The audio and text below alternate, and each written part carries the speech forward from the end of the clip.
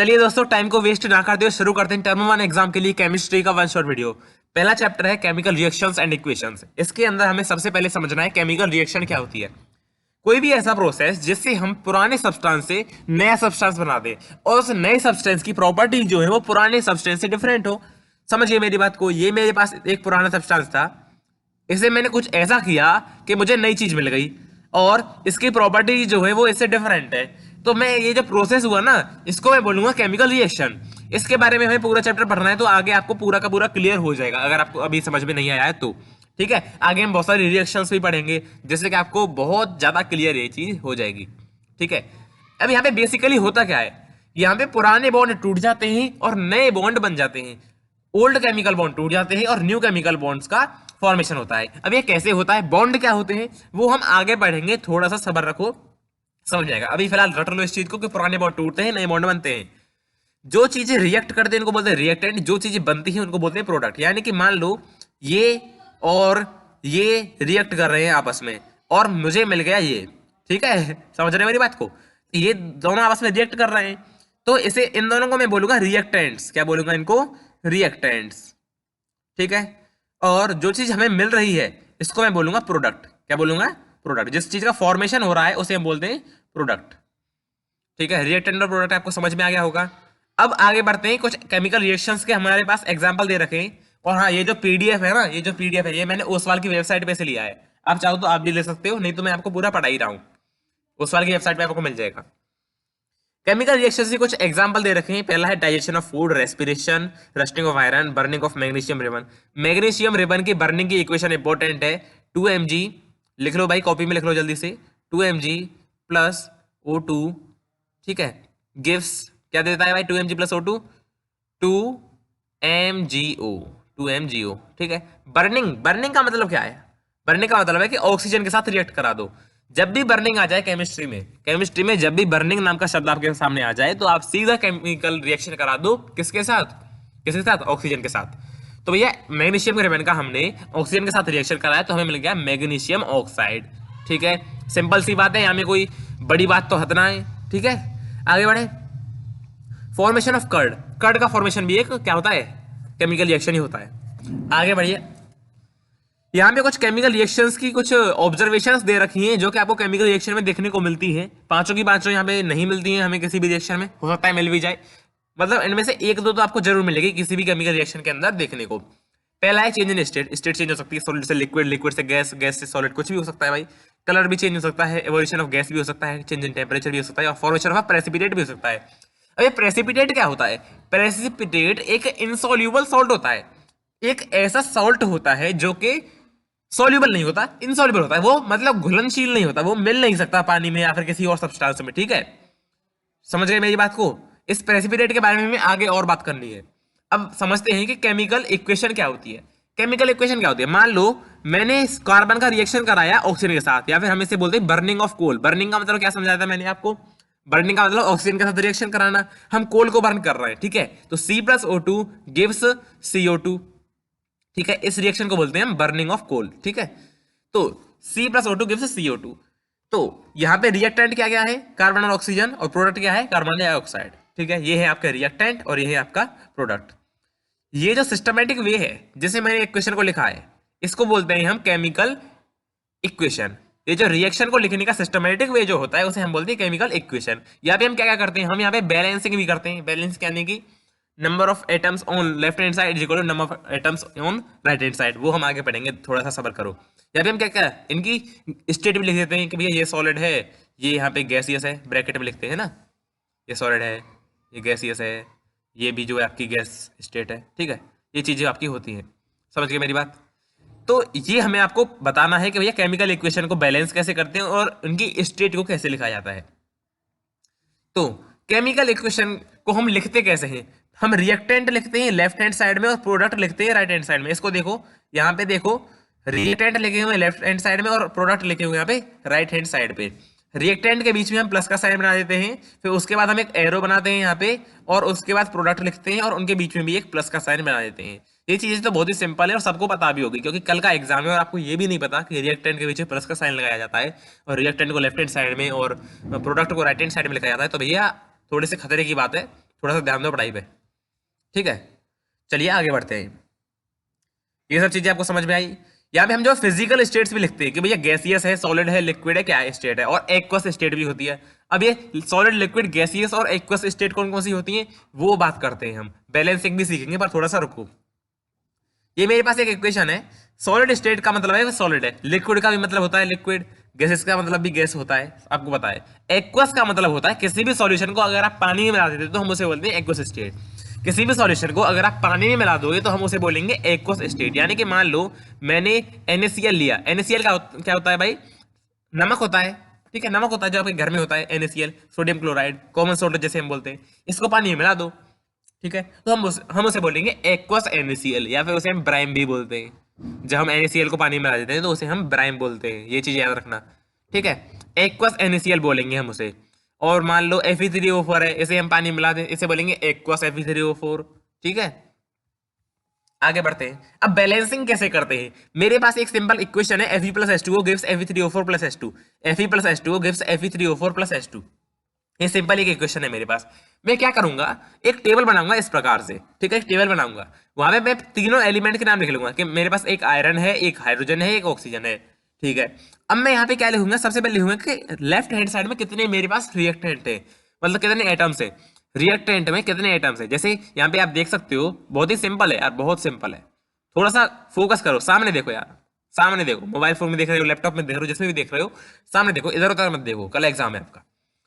Iron है, इसका एक एटम है लेफ्ट हैंड में, केवल एक ही है ना, और इसके राइट हैंड में 3 एटम्स हैं, यहाँ पे मैंने 3 लिख दिए।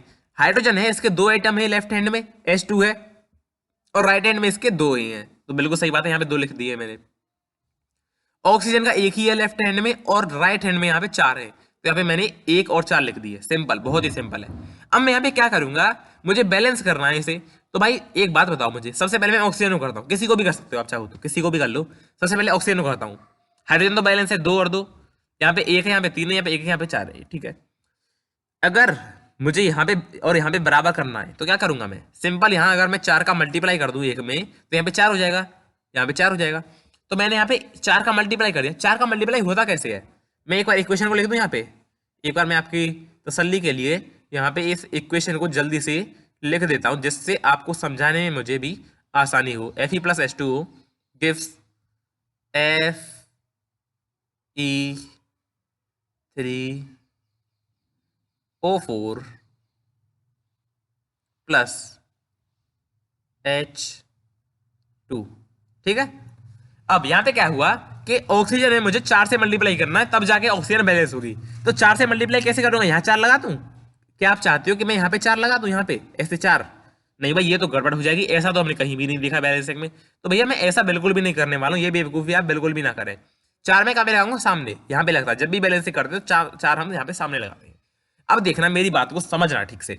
यहाँ पे आप ऑक्सीजन को देखो, ऑक्सीजन यहाँ पे 1 है यहाँ पे, और मल्टीप्लाई हो गया यहाँ पे 4 का, यहाँ पे 4 ऑक्सीजन है और यहाँ पे भी 4 ऑक्सीजन है। हाइड्रोजन देखो, सॉरी हाइड्रोजन से पहले, हाँ हाइड्रोजन देख लो। अब यहाँ पे 4 दूनी 8 हो गए हाइड्रोजन, और यहाँ पे 2 ही रह गए। मतलब अब क्या हो गया, हाइड्रोजन यहाँ पे 8 हो गए, 4 दूनी 8 हो गए हाइड्रोजन, और यहाँ पे 2 है केवल। अब मुझे क्या करना पड़ेगा, मुझे अगर यहाँ पे 4 से यहाँ पे मल्टीप्लाई कर दूं तो यहाँ पे भी 8 हाइड्रोजन हो जाएंगे, सिंपल सी बात है, ठीक है। उसके बाद समझना मेरी बात को। यहाँ पे अब आयरन को देखो, यहाँ पे 1 आयरन है और यहाँ पे 3 आयरन है।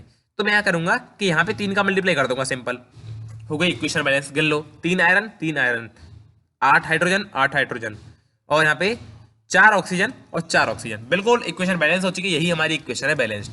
ये देख लो, यहाँ पे दे रखा है answer, 3Fe + 4H2O gives Fe3O4 + 4H2। Simple है, आ गया समझ में। अब हम इनकी जो है स्टेट भी लिख देते हैं। स्टेट यानी कि सॉलिड है, लिक्विड है, गैस है, क्या है, वो हम यहाँ पे लिख देते हैं। मैं बैलेंसिंग वाला पार्ट ना एक बार बैक करके फिर से देख लेना, 10 सेकंड पीछे करके फिर से देख लेना एक बार, इंपॉर्टेंट है, ठीक है। सॉलिड बता दिया, लिक्विड बता दिया, गैस बता दिया, एक्वस बता दिया। एक्वस मतलब जैसे हम पानी मिला दें तो एक्वस बन जाता है। उसके बाद हम स्टेट लिखने के बाद भी हम एक चीज रह जाती है, जो कि है कंडीशंस, या फिर कैटलिस्ट, या फिर टेम्परेचर वगैरह, ठीक है। कुछ कंडीशंस होती हैं जिनके दौरान ही रिएक्शन होता है। जैसे कि आपका फोटोसिंथेसिस का प्रोसेस है, फोटोसिंथेसिस के प्रोसेस के लिए एक कंडीशन है, 2 कंडीशन है। कौन कौन से, एक तो सनलाइट होनी चाहिए और एक क्लोरोफिल। सनलाइट और क्लोरोफिल के प्रेजेंस में ही आपका फोटोसिंथेसिस का जो प्रोसेस है वो होता है। उसके बिना नहीं है, तो वो कंडीशन भी हमें लिखनी पड़ेगी।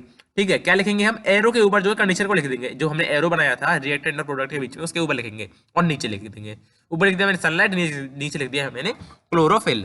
ठीक है, इसी प्रकार ये जो ऊपर एक रिएक्शन दे रखी है आपकी CO+2H2 गिव्स CH3OH, इसके लिए हमें 340 ATM का प्रेशर चाहिए होता है, 340 ATM का प्रेशर चाहिए होता है। ठीक है, तो हमने 340 ATM यहाँ पे लिख दिया ऊपर। ठीक है, आगे बढ़ते हैं। कुछ केमिकल रिएक्शन के टाइप होते हैं जो हमें समझने हैं, उसके बाद हम ऑक्सीडेशन रिडक्शन रिएक्शन पे भी आएंगे। पहले टाइप्स ऑफ केमिकल रिएक्शन समझते हैं।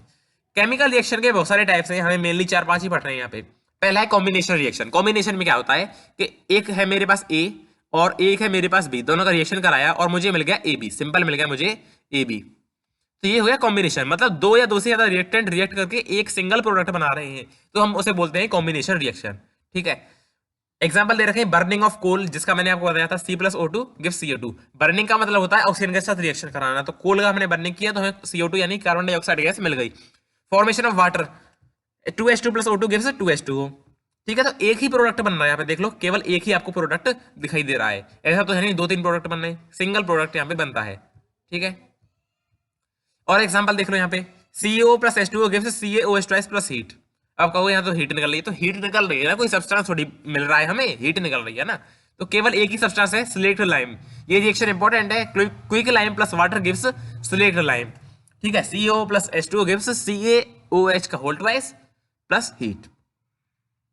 अब समझते हैं ये रिएक्शन में हीट क्यों लिखी हुई है। अब इस हीट का मतलब क्या है, हीट का मतलब है कि ये एक्सोथर्मिक रिएक्शन है। एक्सोथर्मिक का मतलब जिन रिएक्शंस के अंदर हीट रिलीज होती है, ऐसे रिएक्शन जिनके अंदर हीट रिलीज होती है, मतलब उनमें से एनर्जी रिलीज होती है।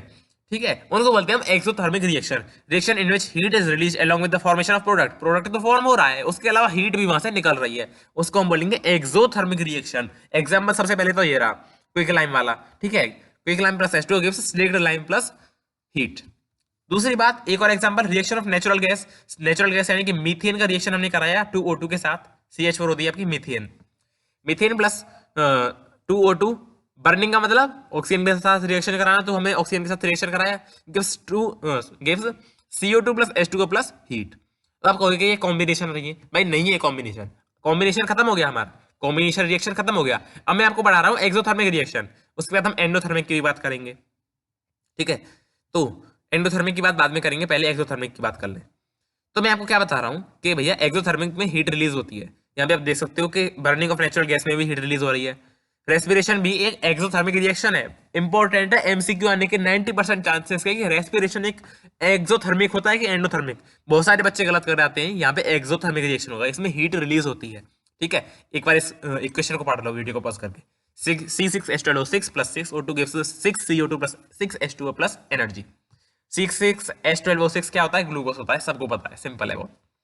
डिकम्पोजिशन रिएक्शन, भाई देखो अभी मैंने आपको क्या बताया था, भैया A प्लस B से हमें मिल गया AB, ये कौन सा होता है, कॉम्बिनेशन रिएक्शन। अब हमें उल्टा पढ़ना है इसका, डिकम्पोजिशन इसका उल्टा है। डिकम्पोजिशन में क्या होगा, AB से हमें A प्लस बी मिल जाएगा, AB से हमें A प्लस बी मिल जाएगा। मेरे पास एक कंपाउंड है जिसका नाम है AB और उससे तोड़ के मैंने निकाल लिया A प्लस बी। अब मेरी एक बात को समझना कि भाई दोस्ती आसानी से तोड़ी नहीं जा सकती, A और B की दोस्ती थी, वो हमें आसानी से नहीं तोड़ सकते हम उसको। क्यों भाई, आप और आपका दोस्त है, उनकी दोस्ती को तोड़ने के लिए कुछ ना कुछ दरार तो चाहिए। अगर दोस्ती तोड़नी है तो कुछ ना कुछ हमें आग लगानी पड़ेगी। तो भैया डिकम्पोजिशन रिएक्शन के लिए हमें कुछ ना कुछ बाहर से करना पड़ता है, या तो आग लगा दो, हीट कर दो, या फिर इलेक्ट्रिक करंट पास कर दो, या फिर सनलाइट पास कर दो। ठीक है, ये 3 तरीके होते हैं डिकम्पोजिशन रिएक्शन के। मेरी बात को समझ रहे हो आप, दोस्ती आसानी से नहीं तोड़ी जा सकती, तब तक कब तक नहीं तोड़ी जा सकती, जब कोई बाहर का आदमी आग ना लगाए, तो बाहर से हमें आग तो लगानी पड़ेगी। ठीक है, तभी डिकम्पोजिशन रिएक्शन होगा। तो डिकम्पोजिशन रिएक्शन होता क्या है, बेसिकली एक कंपाउंड दो या दो से ज्यादा कंपाउंड में ब्रेक हो जाता है, स्प्लिट हो जाता है। पहला है थर्मल डिकम्पोजिशन, जिसमें हम आग लगाते हैं। ठीक है, आग लगा दी, आग लगा दी, आग लगा दी। When decomposition is carried out by heating, जब डिकम्पोजिशन रिएक्शन हीटिंग के वजह से होती है तो हम उसे बोलते हैं थर्मल डिकम्पोजिशन। एग्जांपल दे रखा है 2FeSO4 यानी कि फेरस सल्फेट, जो कि ग्रीन कलर की होती है, वो फेरिक ऑक्साइड में कन्वर्ट हो जाती है, जो कि रेड ब्राउन कलर का होता है, प्लस SO2 प्लस SO3, ये दोनों जो है गैस होती है। तो यहाँ पे देख सकते हो आप, यहाँ पे स्टेट भी लिखी हुई है क्या क्या। अब ये देखना कितनी अच्छी केमिकल रिएक्शन है। बैलेंस भी हो रही है। उसके अलावा यहाँ पे सॉलिड भी लिखा हुआ है, स्टेट लिखा रखी है, यहाँ पे सॉलिड लिखा हुआ है, यहाँ पे गैस, यहाँ पे गैस। उसके अलावा यहाँ पे जो कंडीशन लिखी हुई है कि भैया इसे हीट करना पड़ेगा। ठीक है, अब मेरी बात को समझो, मेरी बात को समझो। अब ये हो गया आपका थर्मल डिकम्पोजिशन। एक और एग्जांपल देखो, CaCO3 यानी कि लाइम स्टोन को जब आप हीट करोगे तो ये CaO यानी क्विक लाइम और CO2 में टूट जाता है। ठीक है, और अब आता है इलेक्ट्रोलाइटिक डिकम्पोजिशन। थर्मल में हमने हीट अप्लाई की थी, हीट प्रोवाइड की थी। इलेक्ट्रोलाइटिक में हम इलेक्ट्रिक करंट पास करते हैं, इलेक्ट्रिसिटी पास करते हैं। एग्जाम्पल है यहाँ पे वाटर का इलेक्ट्रोलाइसिस, 2H2O पे जब आप जो है इलेक्ट्रिक करंट पास करोगे तो 2H2 + O2 आपको मिलेगा। ठीक है, बताए फोटोलाइटिक डिकम्पोजिशन यानी कि इसमें हम सनलाइट का यूज करके डिकम्पोजिशन कराते हैं। दो एग्जांपल है, इनको रट लो, यही आता है एग्जाम में हर बार, यही दो एग्जांपल है और ये वाली लाइन को रट लो, सिंपल है, बहुत ही सिंपल है। देखो 2AgCl, ठीक है, जब हम EgCl को यानी कि सिल्वर क्लोराइड को जब हम सनलाइट में रखेंगे तो हमें मिलेगा 2Ag + Cl2। ठीक है, और 2AgBr को हम जब रिएक्ट करेंगे सनलाइट के साथ या फिर सनलाइट की धूप में जब हम इसे रखेंगे तो ये मिल जाएगा हमें 2Ag + Br2। ठीक है, ये होता है सिल्वर ब्रोमाइड। ठीक है, अच्छा, ये जो रिएक्शन है इसे हम ब्लैक एंड व्हाइट फोटोग्राफी में यूज भी करते हैं, ये चीज भी याद रखना आप। आगे बढ़ते हैं, आगे बढ़ते हैं थोड़ा सा।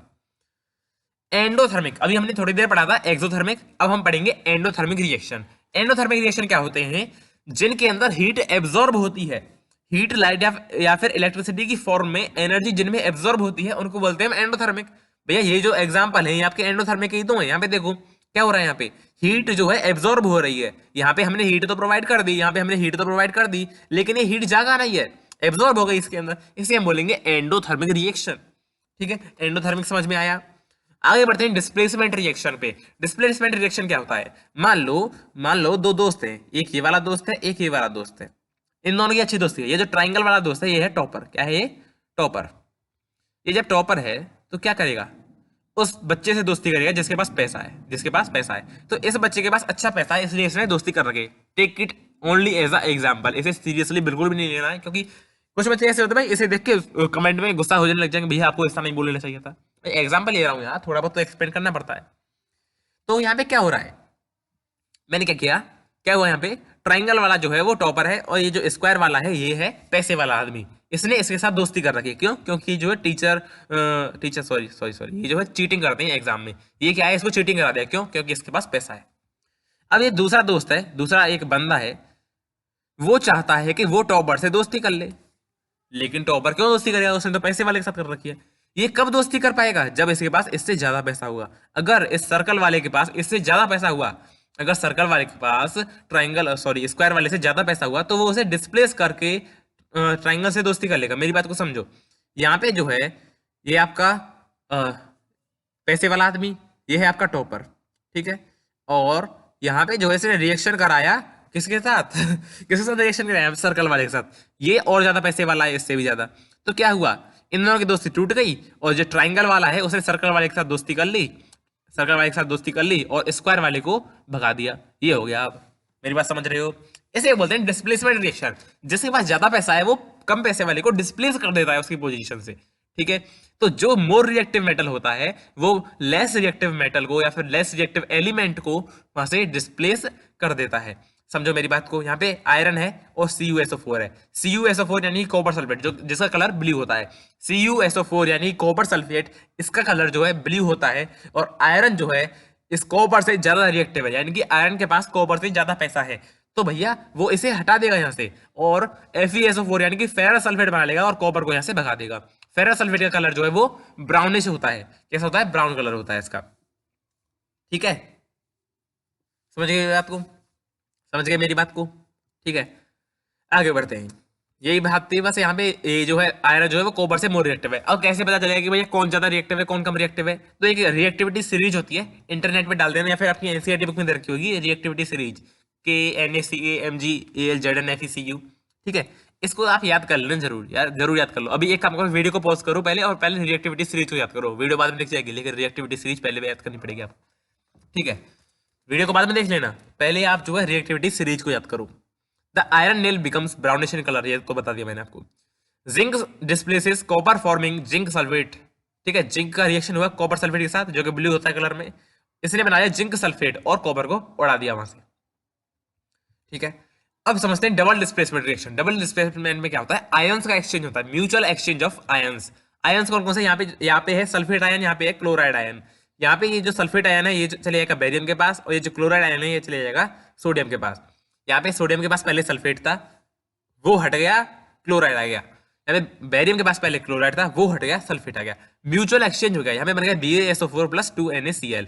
ठीक है, मेरी बात को समझ गए, समझ गए मेरी बात को। ठीक है, अब यहाँ पे क्या है, एक छोटी सी चीज है। अरे यार बैकग्राउंड में कुत्ते भौंक रहे हैं, दिमाग खराब करते हैं यार, मजा नहीं आ रहा, मजा बिगाड़ दिया सर, अच्छा पढ़ा रहा था।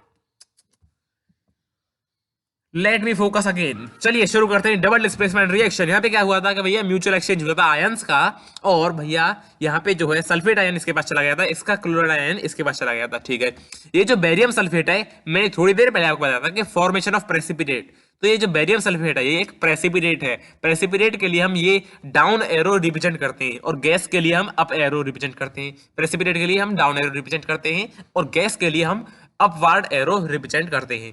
ठीक है, तो बेरियम सल्फेट एक प्रेसिपिटेट है। प्रेसिपिटेट मतलब इनसॉल्युबल सॉल्ट। इनसॉल्युबल मतलब ये घुलनशील नहीं है, ये घुलेगा नहीं इस सॉल्यूशन के अंदर। ठीक है, इसका कलर क्या होता है, इसका कलर होता है white. White precipitate of BaSO4 is formed. इस रिएक्शन को प्रेसिपिटेट रिएक्शन भी बोलते हैं। ठीक है, और डबल डिस्प्लेसमेंट आपको समझ में आ गया, आयंस का एक्सचेंज होता है। अब बात करते हैं ऑक्सीडेशन और रिडक्शन की। ऑक्सीडेशन और रिडक्शन की यहाँ पे जो डेफिनेशन है ना, ओसवाल वालों ने दे रखी है। ओसवाल वालों ने ऑक्सीडेशन और रिडक्शन की डेफिनेशन यहाँ पे 11th क्लास के बच्चों के हिसाब से दे रखी है, लेकिन आप हो अभी 10th क्लास में, आप हो अभी नन्हे मुन्ने। तो भैया एक काम करो, एक सिंपल सी डेफिनेशन रट लो ऑक्सीडेशन रिडक्शन की। क्या होता है, ऑक्सीडेशन यानी कि गेन ऑफ, अरे यार मैं फिर से भी बताने लग गया। ऑक्सीडेशन यानी कि या तो ऑक्सीजन ऐड हो रही हो या फिर हाइड्रोजन रिमूव हो रही हो। फिर से सुनो, ऑक्सीडेशन यानी कि या तो ऑक्सीजन का एडिशन हो रहा हो या फिर हाइड्रोजन का रिमूवल हो रहा हो।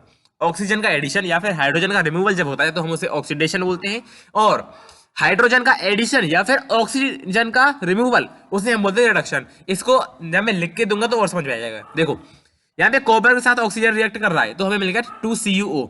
तो यहाँ पे कॉपर में जो है ऑक्सीजन का क्या हुआ, एडिशन हो गया ना, तो इसे हम बोलेंगे कॉपर का ऑक्सीडेशन हो गया। सिंपल, कॉपर का ऑक्सीडेशन हो गया। क्यों, क्योंकि इसके साथ जो है ऑक्सीजन जुड़ गया। अगर मान लो यहाँ पे देखो, यहाँ पे CuO है, इसका हाइड्रोजन के साथ रिएक्शन कराया, और यहाँ पे जो है ऑक्सीजन के साथ जो है हाइड्रोजन जुड़ गया, और Cu से ऑक्सीजन अलग हो गई। समझना मेरी बात को, थोड़ा सा समझो यार, ध्यान से समझो इस बात को। CuO है, CuO में से ऑक्सीजन अलग हो गई, केवल Cu बचा, तो इसका रिडक्शन हो गया। क्या बताया था मैंने रिडक्शन, कि भैया या तो ऑक्सीजन रिमूव हो जाए या फिर हाइड्रोजन ऐड हो जाए। तो यहां पे समझो Cu का रिडक्शन हो गया, CuO का रिडक्शन हुआ। CuO यानी कॉपर ऑक्साइड का रिडक्शन हुआ है। क्यों, क्योंकि इससे ऑक्सीजन रिमूव हो गई है, और हाइड्रोजन का ऑक्सीडेशन हो गया है। हाइड्रोजन का ऑक्सीडेशन हो गया है। ठीक है, क्योंकि इसके साथ ऑक्सीजन जुड़ गया है। यहाँ पे क्या लिखा हुआ है, in this reaction CuO is reduced to Cu and H2 is oxidised to H2O। ठीक है, और ये क्या है, यहाँ पे ऑक्सीडेशन और रिडक्शन दोनों एक साथ काम कर रहे हैं। ऑक्सीडेशन भी हो रहा है और रिडक्शन भी हो रहा है, तो इन रिएक्शन को बोलते हैं हम रिडॉक्स रिएक्शन। इनको बोलते हैं रिडॉक्स रिएक्शन, यानी कि ऑक्सीडेशन रिडक्शन रिएक्शन। जिन रिएक्शन में ऑक्सीडेशन और रिडक्शन एक साथ काम करते हैं उनको बोलते हैं रिडॉक्स रिएक्शंस। ठीक है, 11th क्लास में रिडॉक्स रिएक्शन का एक अलग से चैप्टर भी है। ठीक है, 11th क्लास में एक चैप्टर है जिसका नाम है रिडॉक्स रिएक्शन। उसके अंदर आप ऑक्सीडेशन और रिडक्शन की अलग डिफाइन पढ़ोगे। वहां पे आप पढ़ोगे ऑक्सीडेशन होता है लॉस ऑफ इलेक्ट्रॉन और रिडक्शन होता है गेन ऑफ इलेक्ट्रॉन, जो कि आपको 10th क्लास में बिल्कुल भी नहीं पढ़ना है। निमोनिक्स दे रखे हैं वो कुछ यहाँ पे ओसवाल वालों ने, यहाँ पे कुछ ट्रिक्स दे रखी है याद करने की। आप चाहो तो वीडियो को पॉज करके याद भी कर सकते हो। ठीक है, यहाँ पे कुछ रस्टिंग को प्रिवेंट करने के वेज दे रखे हैं। कौन कौन से हैं, पेंटिंग, ऑयलिंग, ग्रीजिंग और गैल्वेनाइजेशन। इनको याद रखना, ये इंपॉर्टेंट है। ठीक है, और तो यहाँ पे मुझे कुछ लग नहीं रहा। कुछ भी नहीं है, ये सब चीजें मैंने आपको बता दी हैं। कुछ टर्म्स है यहाँ पे। केमिकल इक्वेशन क्या होती है, कोई भी सिंबॉलिक रिप्रेजेंटेशन केमिकल रिएक्शन का उसे हम केमिकल इक्वेशन बोलते हैं। इलेक्ट्रोलाइसिस क्या होता है, जिसमें हम इलेक्ट्रिक करंट की मदद से डिकम्पोजिशन रिएक्शन कराते हैं, तो उसे हम बोलते हैं इलेक्ट्रोलाइसिस। रिडॉक्स रिएक्शन क्या होता है, जिसमें ऑक्सीडेशन और रिडक्शन एक साथ पार्ट करते हैं, उसमें हम बोलते हैं रिडॉक्स रिएक्शन। ऑक्सीडाइजिंग एजेंट और रिड्यूसिंग एजेंट को समझते हैं थोड़ा सा। ऑक्सीडाइजिंग एजेंट और रिड्यूसिंग एजेंट को समझते हैं। ऑक्सीडाइजिंग एजेंट जो खुद रिड्यूस होके दूसरे को ऑक्सीडाइज कर दे। ऑक्सीडाइजिंग एजेंट क्या होता है, जो खुद का रिडक्शन हो जाता है उसका, लेकिन दूसरे को ऑक्सीडाइज कर देता है। खुद तो करीब हो जाता है लेकिन दूसरे को उम्मीद कर देता है। देखो यहाँ में देखो, CuO है, कॉपर ऑक्साइड है। ये क्या है, ये खुद तो रिड्यूस हो गया, इसका रिडक्शन हो गया कि नहीं हुआ, इसमें से ऑक्सीजन रिमूव हो गई, इसका रिडक्शन हो गया, लेकिन इसने H2 को क्या कर दिया, ऑक्सीडाइज कर दिया। क्यों? क्योंकि इसने अपनी ऑक्सीजन दे दी इसको। तो यहाँ पे जो CO है कॉपर ऑक्साइड, ये है ऑक्सीडाइजिंग एजेंट, क्योंकि इसने खुद को रिड्यूस कर लिया और दूसरे को ऑक्सीडाइज कर दिया। ठीक है। और रिड्यूसिंग एजेंट क्या होता है, जो खुद ऑक्सीडाइज होकर दूसरे को रिड्यूस करते हैं। जैसे कि यहाँ पे अब हाइड्रोजन जो है वो रिड्यूसिंग एजेंट हो जाएगा। क्यों भाई? देखो H2 के पास कुछ नहीं था, ठीक है, लेकिन अब इसके पास ऑक्सीजन आ गई, यानी कि खुद तो ऑक्सीडाइज हो गया, लेकिन कॉपर ऑक्साइड को रिड्यूस करके खुद को ऑक्सीडाइजेशन किया है। ये जो चीजें थोड़ी सी कॉम्प्लिकेटेड लगती है आपको, ठीक है, वीडियो को 10 सेकंड 20 सेकंड पे करके फिर से सुनिए इसको। क्या होता है, जो बंदा खुद ऑक्सीडाइज होके दूसरे को रिड्यूस करा देता है उसे बोलते हैं रिड्यूसिंग एजेंट, और जो खुद रिड्यूस होके दूसरे को ऑक्सीडाइज कराता है उसे हम बोलते हैं ऑक्सीडाइजिंग एजेंट। ठीक है, सिंपल है। आगे बढ़ते हैं, तो शुरू करते हैं chapter number 2, acids bases and salts को। सबसे पहले समझेंगे हम एसिड्स के बारे में, फिर बेसिस के बारे में, फिर सॉल्ट के बारे में। ब्रीफ इंट्रोडक्शन दे देता हूँ। एसिड वो होते हैं जिनका टेस्ट होता है सौर, यानी कि टेस्ट में खट्टे होते हैं। इसके अलावा ये अपने एक्वस सॉल्यूशन में यानी कि वाटर में जो है H+ आयन रिलीज करते हैं। कौन से आयन? H+ आयन रिलीज करते हैं। ठीक है। और बेसिस कौन से होते हैं? जो कि बिटर इन टेस्ट होते हैं, बिटर इन टेस्ट। ठीक है, बिटर इन टेस्ट यानी कि कड़वे होते हैं टेस्ट में, और ये वाटर के अंदर यानी कि एक्वस सॉल्यूशन के अंदर OH नेगेटिव आयंस को रिलीज करते हैं। ठीक है। और सॉल्ट क्या होते हैं वो हम आगे पढ़ेंगे, थोड़ा सा सब्र करो यार, थोड़ा सा रुको, जरा सब्र करो, है ना। तो ये एसिड बेसिस और सॉल्ट हमें इस वीडियो के अंदर यानी कि इस चैप्टर के अंदर हमें बात करनी है। ठीक है। अब हमें थोड़ा सा समझना है डाइल्यूट सॉल्यूशन क्या होता है, कंसंट्रेटेड सॉल्यूशन क्या होता है। सॉरी, मेरे पास एक कंटेनर है जिसके अंदर मैंने हाइड्रोक्लोरिक एसिड भर रखा है, HCl जिसे हम बोलते हैं हाइड्रोक्लोरिक एसिड। ये फुली हाइड्रोक्लोरिक एसिड का सॉल्यूशन है। इसके अंदर हाइड्रोक्लोरिक एसिड के अलावा कोई भी नई चीज नहीं है, कोई भी अलग चीज नहीं है। तो इसे बोलूंगा कंसंट्रेटेड सॉल्यूशन। मान लो इसके अंदर मैंने 20% या फिर 40% जो है वाटर मिला दिया, तो ये हो गया डाइल्यूट सॉल्यूशन। क्या हो गया ये? Dilute solution. क्यों? क्योंकि इसकी कंसंट्रेशन कम हो गई। जब कंसंट्रेशन हाई रहती है तो उसे बोलते हैं हम कंसंट्रेटेड सॉल्यूशन, और जब कंसंट्रेशन लो होती है तो उसे बोलते हैं हम डाइल्यूट सॉल्यूशन। ठीक है, ठीक है। अब ये जो है एसिड्स का कुछ यूज दे रखा है यहाँ पे, जो हम आगे पढ़ेंगे, आगे पढ़ेंगे। ये जो इंट्रोडक्शन है इसे हम आगे भी पढ़ेंगे, थोड़ा सा रुक जाओ। ठीक है, तो हम डायरेक्ट शुरू करते हैं इंडिकेटर से। इंडिकेटर क्या होता है? इंडिकेटर क्या होता है? इंडिकेटर एक ऐसा सब्सटेंस होता है जो कि अपना कलर या फिर अपनी स्मेल चेंज करके हमें बता देता है कि जिस सब्सटेंस को हम टेस्ट कर रहे हैं वो एसिड है या फिर बेस है। वो अपना कलर या फिर अपनी स्मेल को चेंज करके बता देता है कि जिस सब्सटेंस को हम टेस्ट कर रहे हैं वो एसिड है या फिर बेस है। 3 तरह के होते हैं, नेचुरल इंडिकेटर, सिंथेटिक इंडिकेटर और ऑल्फैक्टरी इंडिकेटर। नेचुरल के अंदर आपके पास 4 दे रखे हैं, 4 दे रखे हैं, इनको पढ़ लो एक बार। लिटमस जो है वो अपना कलर ब्लू से रेड कर लेता है एसिड के अंदर, और रेड से ब्लू कर देता है बेस के अंदर। रेड कैबेज लीफ एक्सट्रैक्ट जो अपना कलर रेड कर लेती है एसिड के अंदर और ग्रीन कर लेती है बेस के अंदर। फ्लावर्स ऑफ हाइड्रेंजिया प्लांट जो कि ज्यादा इंपॉर्टेंट नहीं है, वो एसिड के अंदर ब्लू और बेस के अंदर पिंक। टर्मरिक जो है बेस के अंदर रेड कलर कर लेती है और एसिड के अंदर कोई भी चेंज नहीं करती है। फेनोल्फथलीन जो कि एक सिंथेटिक इंडिकेटर है, सिंथेटिक यानी कि अपनी जो है लेबोरेटरी में जो है इसे बनाया जाता है। ठीक है, तो फेनोल्फथलीन जो है कलरलेस हो जाता है एसिड के अंदर, यानी कि एक कलरलेस ही होता है, तो एसिड के अंदर कलरलेस ही रहता है और बेस के अंदर पिंक कलर हो जाता है इसका। मेथाइल ऑरेंज जो है रेड कलर का होता है और एसिड के अंदर, और येलो कलर का आपका बेस के अंदर।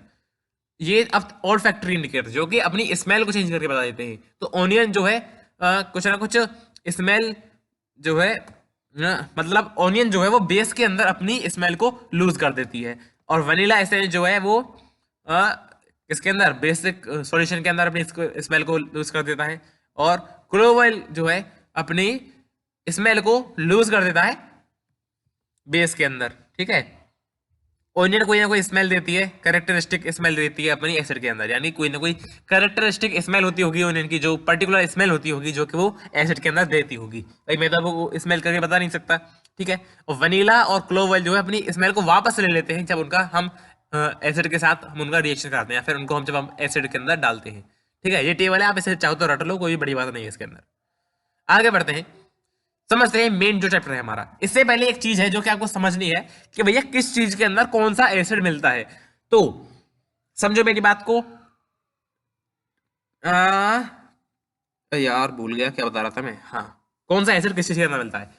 सबसे पहले आपको बताऊं कि आपका जो टमाटो होता है उसके अंदर मिलता है हमें ऑक्सालिक एसिड, जो हमारी आंट स्टिंग है, जब हमें चींटी वगैरह काट जाती है, या फिर बी स्टिंग जो हमें मधुमक्खी काट जाती है, तो उसके अंदर मिलता है फॉर्मिक एसिड, जिसे हम मिथेनोइक एसिड भी बोलते हैं। क्या बोलते हैं? मिथेनोइक एसिड, ठीक है, जिसे हम फॉर्मिक एसिड भी बोलते हैं। उसके अलावा आपका जो ये आपका क्या कहते हैं नींबू होता है, आपका ऑरेंज होता है, इसके अंदर आपको मिलता है सिट्रिक एसिड। ये जो चीजें है ना, ये आप एक बार जरूर देखिएगा। आगे बढ़ते हैं, प्रॉपर्टीज समझते हैं किसकी, एसिड बेसिस और साल्ट की केमिकल प्रॉपर्टीज को हम समझते हैं। जब मेटल के साथ एसिड रिएक्ट करता है और बेस रिएक्ट करता है, सेम रिएक्शन है, या तो एसिड का रिएक्शन कराओ किसके साथ, मेटल के साथ, या फिर बेस का रिएक्शन कराओ, दोनों जो है सॉल्ट और हाइड्रोजन गैस ही देंगे। एसिड प्लस मेटल भी सॉल्ट प्लस हाइड्रोजन गैस देता है, और बेस प्लस मेटल भी सॉल्ट और हाइड्रोजन गैस ही देता है। एग्जाम्पल आपको एक एक दे रखा है यहाँ पे, इसको जरूर पढ़िए। HCl plus Zn gives ZnCl2 plus H2, और NaOH plus Zn gives Na2ZnO2 plus H2, ठीक है। ये जिंक क्लोराइड, ये है सोडियम क्लोराइड, सॉरी ये है जिंक क्लोराइड, ये है सोडियम जिंकेट। ये कब हुआ? ये जब NaOH क्या है, बेस है, और ये जो HCl है ये क्या है, एसिड है। Test for H2 gas, hydrogen gas का टेस्ट, ठीक है। टेस्ट क्या होता है? हम आइडेंटिफाई करेंगे कि भैया जी यहाँ पे जो हाइड्रोजन गैस है, हमें आइडेंटिफाई करना है कि इस रिएक्शन के दौरान हाइड्रोजन गैस ही निकली है। कैसे आइडेंटिफाई करेंगे? भाई गैस निकल रही है, रिएक्शन हो रहा है, उसके पास एक जलती हुई मोमबत्ती को ले जाओ, बर्निंग कैंडल को ले जाओ, वो बस्ट हो जाएगी और जोर से उसकी जो है वो जल रही है ना, वो और जोर से जलने लगेगी with a pop sound. Pop sound के साथ वो बर्न करेगी विद अ पॉप साउंड, ठीक है। अब बात करते हैं रिएक्शन ऑफ मेटल कार्बोनेट या फिर मेटल हाइड्रोजन कार्बोनेट्स। जब एसिड्स, बेस तो रिएक्ट करेगा ही नहीं मेटल कार्बोनेट और हाइड्रोजन कार्बोनेट के साथ। जब एसिड मेटल कार्बोनेट या फिर metal hydrogen carbonate, hydrogen carbonate, भाई देखो कार्बोनेट होता है, कार्बोनेट क्या होता है, CO3 2 नेगेटिव, ये होता है आपका कार्बोनेट आयन। और हाइड्रोजन कार्बोनेट क्या होता है, HCO3 नेगेटिव, ये होता है आपका हाइड्रोजन कार्बोनेट आयन। इसको हम बाइकार्बोनेट आयन भी बोलते हैं, ठीक है। तो इन दोनों के साथ सेम रिएक्शन होता है। सेम रिएक्शन कैसे? सॉल्ट, कार्बन डाइऑक्साइड और वाटर हमें मिलता है, या तो कार्बोनेट के साथ करा लो यार क्या हो गया आवाज को, या तो कार्बोनेट के साथ करा लो या फिर हाइड्रोजन कार्बोनेट के साथ करा लो रिएक्शन। ये जो है हमें सॉल्ट और CO2 और H2O ही मिलेगा, केवल और केवल, और कुछ भी हमें नहीं मिलता है, ठीक है। मेरी बात को समझ गए होंगे आप, उम्मीद है मुझे आप समझ ही गए होंगे, ठीक है। एग्जाम्पल देख लो भाई, 2HCl plus Na2CO3 gives 2NaCl plus CO2 plus H2O, या फिर और यहाँ पे देख लो किसका, हाइड्रोजन कार्बोनेट के साथ देख लो एक बार, HCl प्लस Na2S, अरे यार क्या हो रहा है आज, मुझे 2 मिनट का ब्रेक चाहिए, सॉरी मुझे 10 सेकंड का ब्रेक चाहिए, 1 2 10 हो गया भाई 10 सेकंड का ब्रेक। अब मैं बोलूंगा ठीक से। HCl जब सोडियम हाइड्रोजन कार्बोनेट के साथ रिएक्ट करता है तो NaCl CO2 और H2O बनाता है। अब ठीक है, मेरी बात को समझ गए होंगे आप। यहाँ पे जो है सॉल्ट और कार्बन डाइऑक्साइड और वाटर ही हमें मिल रहा है, ठीक है। सॉल्ट जरूरी नहीं है कि NaCl ही हो, Na2SO4 भी हो सकता है, ठीक है। ये सब चीजें हो सकती हैं सॉल्ट के अंदर, जरूरी नहीं है कि NaCl ही सॉल्ट होता है, बहुत सारे सॉल्ट होते हैं। NaCl जो कॉमन सॉल्ट होता है। अब हम कैसे आइडेंटिफाई करेंगे यहाँ पे भैया कार्बन डाइऑक्साइड ही निकली है, ऑक्सीजन तो नहीं निकली, हम कैसे आइडेंटिफाई करेंगे कि यहाँ पे कार्बन डाइऑक्साइड ही निकली है? तो कार्बन डाइऑक्साइड का टेस्ट होता है by passing it through lime water. Lime water यानी कि CaOH ट्वाइस, CaOH का होल ट्वाइस, ये वाला जो है इसे हम बोलते हैं लाइम वाटर। इसके साथ जब हम कार्बन डाइऑक्साइड को पास कराते हैं इससे, तो ये जो लाइम वाटर है ना, इसका कलर जो है मिल्की हो जाता है, ठीक है। CaOH twice plus CO2 gives CaCO3 plus H2O। CaCO3 यानी कैल्शियम कार्बोनेट, कैल्शियम कार्बोनेट की वजह से जो है इसका कलर जो है मिल्की हो जाता है। लेकिन अगर हम कार्बन डाइऑक्साइड को बहुत भारी मात्रा में पास करा देंगे इससे, तो ये जो मिल्कीनेस है ना, ये वो डिसअपियर हो जाती है। क्यों होती है? CaCO3 यानी कैल्शियम कार्बोनेट बन गया यहाँ पे। अब इसका रिएक्शन हुआ कार्बन डाइऑक्साइड और वाटर के साथ, ठीक है। कैसे हुआ समझो मेरी बात को। यहाँ पे क्या था, हमें जो है अभी कैल्शियम हाइड्रोक्साइड के साथ यानी कि लाइम वाटर के साथ अभी हमने कार्बन डाइऑक्साइड का रिएक्शन कराया था, हमें मिला था CaCO3 प्लस H2O। अब इसके अंदर हमने और ऑक्सीजन डाल दी, तो CaCO3 plus H2O plus CO2, ठीक है। इससे बन गया कैल्शियम हाइड्रोजन कार्बोनेट। क्या बन गया? कैल्शियम हाइड्रोजन कार्बोनेट या फिर कैल्शियम बाइकार्बोनेट बन गया। ये जो है इसकी वजह से जो है अब मिल्कीनेस डिसअपियर हो जाती है, ठीक है। अब जब एसिड और बेस जब आपस में रिएक्ट करते हैं, अभी तो हमने पढ़ा था एसिड जब किसके साथ रिएक्ट करते हैं, मेटल कार्बोनेट के साथ या फिर मेटल के साथ, तो क्या बनता है। अब हम समझिए कि एसिड और बेस जब आपस में रिएक्ट करते हैं तो क्या बनाते हैं। तो जब एसिड और बेस एक दूसरे के साथ रिएक्ट करते हैं तो वो सॉल्ट और वाटर क्रिएट करते हैं, सॉल्ट और वाटर क्रिएट करते हैं, और इस रिएक्शन को बोलते हैं हम न्यूट्रलाइजेशन रिएक्शन। Neutralisation reaction. अच्छा, अब एसिड और बेस की भी स्ट्रेंथ होती है, strong acid, weak acid, strong base, weak base. देखो स्ट्रॉन्ग एसिड कौन से होते हैं? स्ट्रॉन्ग एसिड है आपके HCl, H2SO4 वगैरह। और स्ट्रॉन्ग और आपके वीक एसिड कौन कौन से होते हैं? वीक एसिड आपके एसिटिक एसिड, ठीक है, और टार्टरिक एसिड, और आपका जो है सिट्रिक एसिड, ये सब जो है आपके वीक एसिड्स होते हैं। क्या होता है यहाँ पे, जब स्ट्रॉन्ग एसिड और वीक बेस रिएक्ट करते हैं तो एसिडिक सॉल्ट बनता है और H2SO। भाई जब एसिड स्ट्रॉन्ग है और बेस वीक है तो हमें क्या मिलेगा? एसिडिक सॉल्ट मिलेगा और वाटर तो मिलेगा ही मिलेगा, ठीक है। और स्ट्रॉन्ग बेस है और वीक एसिड है तो हमें मिलेगा बेसिक सॉल्ट और वाटर। स्ट्रॉन्ग एसिड और स्ट्रॉन्ग बेस होंगे तो न्यूट्रल सॉल्ट और वाटर मिलेगा, और वीक एसिड और वीक बेस होंगे तो न्यूट्रल सॉल्ट और वाटर ही मिलेगा। सिंपल सी बात है। अब हमें समझना है कि पीएच स्केल क्या होता है। पीएच स्केल पढ़ाऊंगा, उसके बाद ये वाला भी पढ़ाऊंगा, ठीक है। पहले समझते हैं पीएच स्केल क्या होता है। एक ऐसा स्केल होता है जिससे हम H प्लस आयन की कंसंट्रेट सॉरी एक ऐसा स्केल होता है जिससे हम H प्लस आयन की कंसंट्रेशन मेजर करके हम बता सकते हैं कि उसका नेचर एसिडिक है या फिर बेसिक है, ठीक है। जैसे जैसे पीएच है ना, इसकी फुल फॉर्म होती है पावर ऑफ हाइड्रोजन, ठीक है, पावर ऑफ हाइड्रोजन। पी का मतलब है यहाँ पे पोटेंस, जो कि एक जर्मन वर्ड है, ठीक है, जिसका मतलब होता है पावर, ठीक है। अगर पीएच की वैल्यू 7 आ रही है तो न्यूट्रल सॉल्यूशन होता है, पीएच की वैल्यू 7 से कम है तो एसिडिक होता है, पीएच की वैल्यू 7 से ज्यादा है तो बेसिक होता है। अगर आप किसी भी सॉल्यूशन को डाइल्यूट करते हैं, ठीक है, अगर मान लो कोई भी एसिड है उसको डाइल्यूट कर रहे हैं, डाइल्यूट करने का मतलब है उसमें वाटर ऐड कर रहे हैं, ठीक है। अगर उनसे किसी भी एसिड को डाइल्यूट कर रहे हैं तो उसका पीएच जो है बढ़ जाएगा, और किसी भी बेस को डाइल्यूट कर रहे हैं तो उसका पीएच घट जाएगा, ठीक है। मेरी बात को समझ रहे हो? समझ रहे हो? समझ रहे हो भाई? ठीक है। अब पीएच इसके लिए कुछ क्या कहते हैं, कुछ इनके यूजेस हैं डेली लाइफ में, वो समझ रहे हैं मुझे। पीएच का यूज समझना है। हमारा जो स्टमक है उसका पीएच 1.5 से लेकर 3 तक होता है, क्योंकि हमारे पेट में जो है HCl का सिक्रेशन होता है, सभी को पता है भाई। अगर मान लो पीएच और कम हो गया, एसिडिटी हो गई आपकी, तो आप न्यूट्रलाइज कर देते हो उसे, ठीक है, आप उसे न्यूट्रलाइज कर देते हो। कैसे करें भैया, न्यूट्रलाइज कैसे करें हम समझते।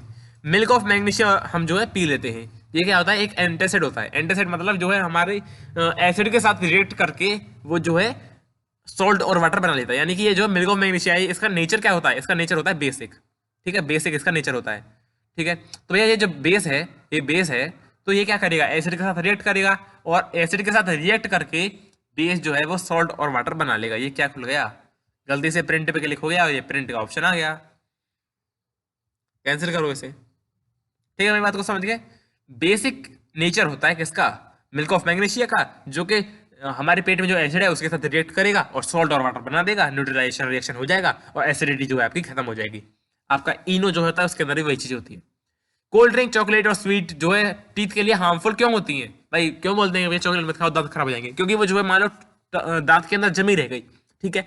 तो वहाँ पे जो है धीरे धीरे जो आपका पीएच है वो कम होता रहता है, यानी कि एसिडिक स्ट्रेंथ बढ़ती रहती है, वो एसिडिक होता रहता है, और जिस पे जो है बैक्टीरिया वगैरह आसानी से अपना कब्जा जमा लेते हैं, ठीक है। तो इसलिए जो आपका क्या होता है, टूथपेस्ट होता है, टूथपेस्ट जो है बेसिक नेचर का होता है, जो उस एसिडिक को जो है कम कर देता है, ठीक है। टूथपेस्ट बेसिक होता है और आपके दांत पे लगा हुआ है एसिड, तो भैया एसिड और बेस मिलके वाटर बना लेंगे और सॉल्ट बना देंगे, simple. Salt of strong acid are and strong base are neutral with pH value of 7। अभी बताया था भैया, स्ट्रॉन्ग एसिड और स्ट्रॉन्ग बेस जब रिएक्ट करते हैं तो न्यूट्रल सॉल्ट बनता है, और न्यूट्रल का मतलब है कि भैया पीएच बराबर 7, ठीक है। सिंपल सी बात है, कोई भी बड़ी बात नहीं है। आगे बढ़ते हैं। सॉल्ट का भैया बहुत इंपॉर्टेंट यूज होता है डेली लाइफ में और इंडस्ट्रीज में, ठीक है। सॉल्ट कब कब सॉल्यूबल होता है? ये जो लाइन है ये भैया 11th वाले बच्चों के लिए, आपके लिए बिल्कुल भी नहीं है, तो आपको पढ़ने की जरूरत नहीं है, लेकिन फिर भी जिनको जिज्ञासा है उनके लिए बता देता हूं कि आपको एक टर्म पढ़नी है 11th क्लास से जिसका नाम है मोलैरिटी। क्या नाम है? Molarity, MOLARITY। मोलैरिटी क्या होता है? मोल्स अपॉन वॉल्यूम, ठीक है। मतलब 1 लीटर में मोल्स कितने होते हैं उसे हम बोलते हैं मोलैरिटी, ठीक है। तो अगर मोलैरिटी 0.1 है मिनिमम, 0.1 अगर आपकी मोलैरिटी है किसी भी सॉल्यूशन की, तो वो सॉल्यूशन जो है सॉल्यूबल होगा, वो सॉल्ट जो है वो सॉल्यूबल होगा, ठीक है, रूम टेम्परेचर पे। ये चीज आपको नहीं पढ़नी थी, आपके लिए बिल्कुल भी नहीं है ये चीज, तो टेंशन लेने की कोई भी जरूरत नहीं है, ठीक है। आगे बढ़ते हैं और समझते हैं कि नेक्स्ट टॉपिक क्या है। अगला है भैया इंपॉर्टेंस ऑफ पीएच। ये तो अभी बताया था मैंने, चलो और बता देते हैं। प्लांट और एनिमल पीएच सेंसिटिव होते हैं, हमारी बॉडी जो है 7 से लेके 7.8 की रेंज में काम करती है। अगर पीएच रेन वाटर का 5.6 से कम है तो उसे हम एसिड रेन बोलते हैं। और प्लांट जो है स्पेसिफिक पीएच रेंज की रिक्वायरमेंट होती है प्लांट्स को हेल्दी ग्रोथ के लिए। अब पढ़ते हैं सॉल्ट्स। सॉल्ट क्या होते हैं भैया? जब एसिड और बेस रिएक्ट करते हैं तो हमें सॉल्ट और वाटर मिलता है। तो भैया NaOH और HCl जब रिएक्ट करें तो हमें NaCl और H2O मिल गया। ये होती है कॉमन सॉल्ट की प्रिपरेशन। मतलब हमें बहुत सारे सॉल्ट पढ़ने हैं, इसमें पहला है आपका कॉमन सॉल्ट जिसे हम NaCl ही बोलते हैं। तो NaCl को प्रिपेयर कैसे करते हैं? सोडियम हाइड्रोक्साइड है जो कि एक बेस है, इसका हमने रिएक्शन कराया एसिड के साथ। एसिड कौन सा लिया हमने? HCl। ये क्या है अपना? एसिड। ठीक है, तो एसिड और बेस का हमने रिएक्शन कराया और हमें मिला सॉल्ट प्लस वाटर। सॉल्ट कौन सा मिला? NaCl, जो कि हमारा कॉमन सॉल्ट होता है जिसे हम सोडियम क्लोराइड भी बोलते हैं। और हमें मिल गया वाटर। ये हो गई इसकी प्रिपरेशन। इसकी प्रॉपर्टीज क्या क्या है? इसका जब हम इलेक्ट्रोलाइसिस कराते हैं, हमने ब्राइम सॉल्यूशन प्रिपेयर किया, NaCl और वाटर को जब हम रिएक्ट करा देते हैं या फिर NaCl को जब हम पानी मिला देते हैं तो सॉल्यूशन को बोलते हैं ब्राइम। ठीक है, ब्राइम का जब हम इलेक्ट्रोलाइसिस कराते हैं तो हम उसे बोलते हैं क्लोर एल्कली प्रोसेस। क्या बोलते हैं? क्लोर एल्कली प्रोसेस, जो कि यहाँ पे लिखा हुआ है। ठीक है, इसकी कुछ प्रॉपर्टीज हैं। क्या है? क्या प्रॉपर्टी है भैया? जब 2NaCl प्लस 2H2O होगा और यहाँ पे जो है इलेक्ट्रिसिटी भी लिख देना, यहाँ पे लिख देना इलेक्ट्रिक करंट। ठीक है, इलेक्ट्रिक करंट पास किया तो मिला 2NaOH plus Cl2 plus H2। क्या मिला? 2NaOH plus Cl2 plus H2। ठीक है, अब कॉमन सॉल्ट के यूजेस समझते हैं। कॉमन सॉल्ट के यूजेस समझते हैं। ये जो है यहाँ पे सोडियम हाइड्रोक्साइड और क्लोरीन गैस और वाटर, सॉरी, यहाँ पे हमें क्या मिलता है? क्लोरीन गैस मिलती है और हाइड्रोजन गैस मिलती है और NaOH मिलता है। ठीक है, अब समझते हैं uses of common salt. Food में यूज होता है डेली, भाई खाना बनाती है मम्मी तो उसमें डालती है नमक। ठीक है, प्रिजर्वेटिव के रूप में भी यूज होता है। प्रिजर्वेटिव यानी कि जिस सब्सटेंस का हम यूज करते हैं खाने को बचाने के लिए आगे के लिए, ताकि खाना खराब ना हो। ठीक है, मेटल, सोडियम और क्लोरीन गैस के मैन्युफैक्चरिंग में भी इसका यूज होता है। अब समझते हैं ब्लीचिंग पाउडर यानी कि CaOCl2। ठीक है, CaOCl2 यानी कि कैल्शियम ऑक्सीक्लोराइड इसका नाम है ब्लीचिंग पाउडर का। इसे समझते हैं कैसे प्रिपेयर किया जाता है। Cl2 plus CaOH twice gives CaCl2 plus H2O। Simple है। आगे बढ़ते हैं, इसकी प्रॉपर्टीज समझते हैं। इसकी प्रॉपर्टीज समझते हैं। ये इसकी प्रिपरेशन वगैरह याद रखना सभी की। प्रॉपर्टीज क्या है इसकी ब्लीचिंग पाउडर की? पहली प्रॉपर्टी है इसमें से क्लोरीन की स्मेल आती है, सॉल्युबल इन वाटर होता है, और जब हम कार्बन डाइऑक्साइड के साथ इसका रिएक्शन कराते हैं तो ये जो है अपनी क्लोरीन को खो देता है। ठीक है, यूजेस क्या क्या है इसकी? टेक्सटाइल इंडस्ट्री में टेक्सटाइल इंडस्ट्री के अंदर कॉटन और लिनेन को ब्लीच करने में यूज होता है। ब्लीच यानी कलरिंग को उड़ाने के लिए, जो सा कलर है उसको हटाने के लिए। ब्लीचिंग वुड पल्प इन पेपर फैक्ट्रीज, ये जो आपका वुड पल्प होती है पेपर फैक्ट्री में, भाई पेपर जो कागज जो है वो लकड़ी से बनाया जाता है, सभी को पता है, पेड़ काट के। तो भैया पेपर इंडस्ट्री में पेपर को ब्लीच करने के लिए उसका यूज होता है। ऑक्सीडाइजिंग एजेंट भी होता है ये, और वाटर को डिसइंफेक्ट करने के लिए भी इसका यूज होता है। नेक्स्ट है बेकिंग सोडा यानी कि सोडियम हाइड्रोजन कार्बोनेट NaCO3। ये कैसे बनाया जाता है? ये बनाया जाता है, इंपॉर्टेंट है, सारी की सारी रिएक्शन यहाँ पे इंपॉर्टेंट है जो भी मैं पढ़ा रहा हूँ। ठीक है, देख लो भाई, NaCl plus H2O plus CO2 plus NH3 gives NH4Cl plus baking soda. ठीक है, सिंपल है। इसकी प्रॉपर्टीज क्या है? ये माइल्ड नॉन कोरोसिव बेस है। माइल्ड बेस मतलब यानी कि एक कह सकते हो वीक बेस है। ठीक है, माइल्ड नॉन कोरोसिव बेस है। उसके अलावा ये जो है जब इसे हम हीट करते हैं कुकिंग के दौरान, जब हम खाना बनाते हैं, खाना जब हम बनाते हैं उसमें बेकिंग सोडा डालते हैं। जैसे जब हीट होता है वहां पे, तो भैया जब ये हीट होता है तो यहाँ पे Na2CO3 यानी कि सोडियम कार्बोनेट और वाटर और CO2 हमें मिलता है। ठीक है, अब ये जो Na2CO3 है, अगर हम इसमें 10 वाटर के क्रिस्टल जोड़ दें, अगर हम इसमें 10 वाटर जोड़ दें, 10H2 अगर हम इसमें जोड़ दें, ये बन जाता है अपना वाशिंग सोडा। Na2CO3 में जब हम 10H2 जोड़ दें तो ये बन जाता है अपना वाशिंग सोडा, जिसके बारे में हमें आगे बात करनी है। फिलहाल तो ये समझो वे जब हम इसे हीट कर दें तो Na2CO3 plus H2O plus CO2 हमें मिलता है।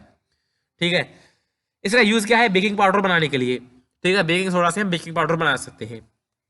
ठीक है, बेकिंग पाउडर क्या होता है? Mixture of baking soda and tartaric acid. ठीक है, जब हम बेकिंग पाउडर को हीट करते हैं, जब हम बेकिंग पाउडर को हीट करते हैं और वाटर के साथ मिक्स करते हैं तो भैया यहाँ पे जो है आप देख सकते हो कि CO2 प्रोड्यूस होती है। CO2 प्रोड्यूस होती है यानी कि CO2 को प्रोड्यूस होने का मतलब है यहाँ पे जो है हम इसका यूज कर सकते हैं ब्रेड और केक बनाने के लिए। CO2 से जो है ना स्पंजी चीज बन सकती है। CO2 की वजह से हम स्पंजी कोई भी सामान बना सकते हैं। ठीक है, तो इसका यूज इसके लिए भी होता है। इसको हम एंटीएसिड की तरह भी यूज कर सकते हैं, और इसका यूज जो है हम सोडा एसिड फायर एक्सटिंग्विशर में भी करते हैं। ये पूरा एक ही नाम है, सोडा एसिड फायर एक्सटिंग्विशर। इसके अंदर भी हम इसका यूज कर सकते हैं। ठीक है, आगे बढ़ते हैं वॉशिंग सोडा। वॉशिंग सोडा क्या होता है?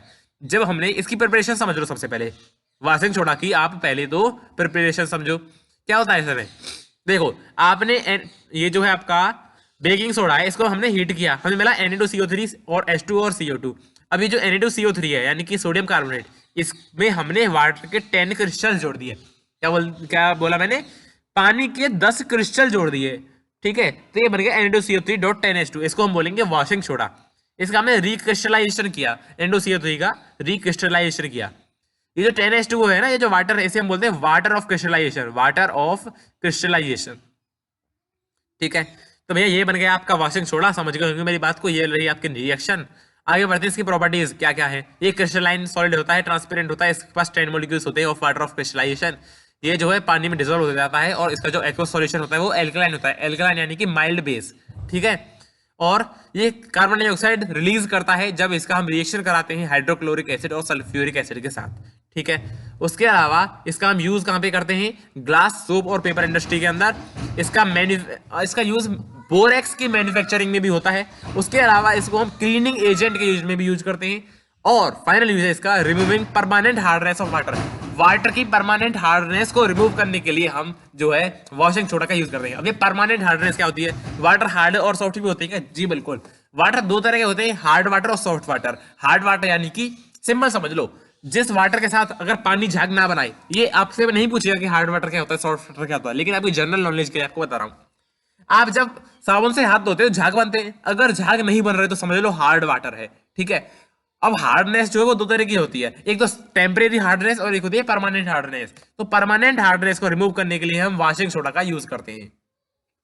अब समझते हैं प्लास्टर ऑफ पेरिस क्या होता है। प्लास्टर ऑफ पेरिस क्या होता है? सिंपल है भैया, आप घर में पीओपी कराई होगी आपने कभी, देखना। अगर आपके घर में पीओपी नहीं हुई, अगर आपको नहीं पता कि पीओपी क्या होता है, तो नेट पे सर्च कर लो पीओपी क्या होता है। जो हमारी छत होती है जिससे पंखा लगता है, वहां पे हम डिजाइन वगैरह बनवा देते हैं, पंखे के चारों तरफ गोल गोल डिजाइन बनवा ली, साइड में एक बाउंड्री वाली डिजाइन बनवा ली छत पे, तो इसे हम बोलते हैं पीओपी। वो मतलब डिजाइन को ही हम पीओपी बोल देते हैं, लेकिन जिस मटेरियल से वो बनाई जाती है उस मटेरियल का नाम है प्लास्टर ऑफ पेरिस, जिसको हम पीओपी बोलते हैं। इसका नाम है कैल्शियम सल्फेट हेमीहाइड्रेट यानी कि CaSO4.12H2O। इसकी प्रिपरेशन कैसे की जाती है?